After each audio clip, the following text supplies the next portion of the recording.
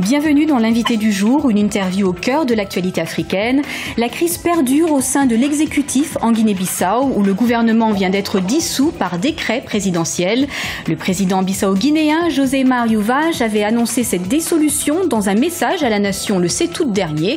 C'est maintenant chose faite. Le gouvernement de Domingos Simões Pereira, formé seulement en juillet 2014, n'est plus. Quelles ont été les motivations du président Vaz et comment expliquer les récurrentes crises politiques en Guinée-Bissau? Élément de réponse avec notre invité du jour, le général Umaru Mokhtar Sissoko Embalo, général de brigade et ancien ministre des Affaires africaines, du Moyen-Orient et de la coopération. Général Embalo, bienvenue sur Africa 24. Merci beaucoup. Comment expliquer cette dissolution? Cette dissolution, normalement, ça parvient donc dans le cadre des incompréhensions, des cohabitations entre le président de la République et le Premier ministre, et notamment, bien sûr, avec le président de l'Assemblée.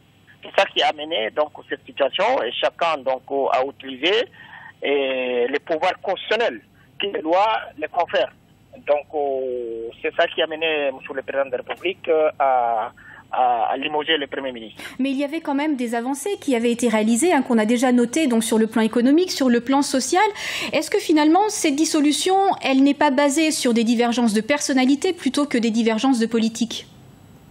Ça, c'est divergence de personnalité entre le président et le Premier ministre. Donc, c'est un manque parce qu'ils sont arrivés à un moment, un état de relationnement.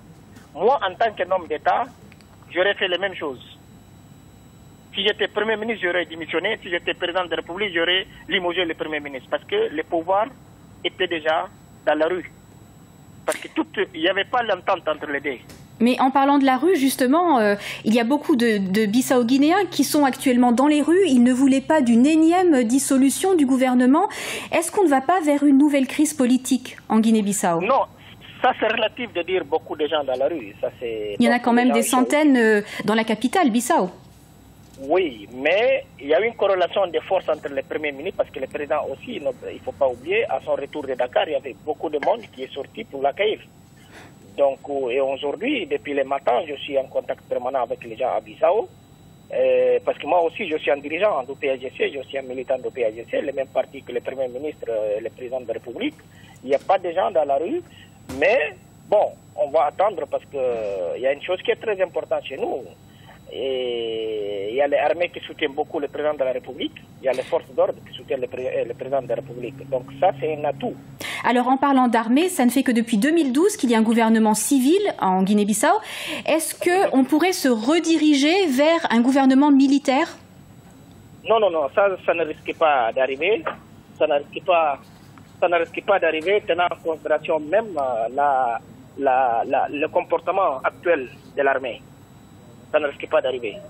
Mais c'est la énième dissolution de gouvernement en Guinée-Bissau. Qu'est-ce qui explique cette instabilité récurrente? Bon, il y a une situation que, vous savez, en Guinée-Bissau, on a une situation. Moi, je pense que le manque de cohabitation, parce que depuis qu'on a commencé en 1994 la démocratie, il n'y a aucun gouvernement, il n'y a aucun Premier ministre qui a fini son mandat, il n'y a aucun président de la République aussi qui est arrivé à terme de son mandat. Et ça amène quoi?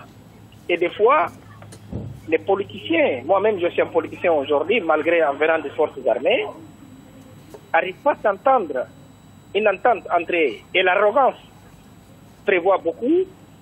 C'est ça qui nous amène donc dans cette situation catastrophique qui abîme les pays. Et puis dernièrement, je voudrais vous demander, le Portugal menace déjà de cesser son aide financière si le climat politique ne s'améliore pas. Est-ce que la Guinée-Bissau peut faire sans l'aide internationale, l'aide financière? Moi, une chose qui est vraie, moi-même je parle avec les autorités portugaises, le relationnement entre l'État c'est impersonnel. On ne peut pas penser Domingos Simões Pereira a sorti, ou je m'en sors un jour, que la France ou le Portugal ne va pas aider Guinée-Bissau. Et Guinée-Bissau c'est un pays souverain. En Belgique, ça passait beaucoup de temps sans des gouvernements. Là, il n'y a aucune crise. Il n'y a aucune crise, il n'y a pas un coup d'État. Ça, c'est une chose qui passe, même au Portugal. Combien de fois que le président portugais a limogé des premiers ministres. Donc, très bien. Ça, c'est pas un cas pour le Portugal d'assister Guinée-Bissau. Général Umaru Mokhtar Sissoko Embalo, je vous remercie d'avoir été notre invité du jour. Merci beaucoup.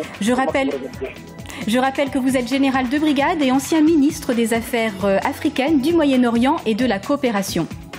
C'était l'invité du jour. Merci de l'avoir suivi. Dans un instant, une nouvelle édition de l'information.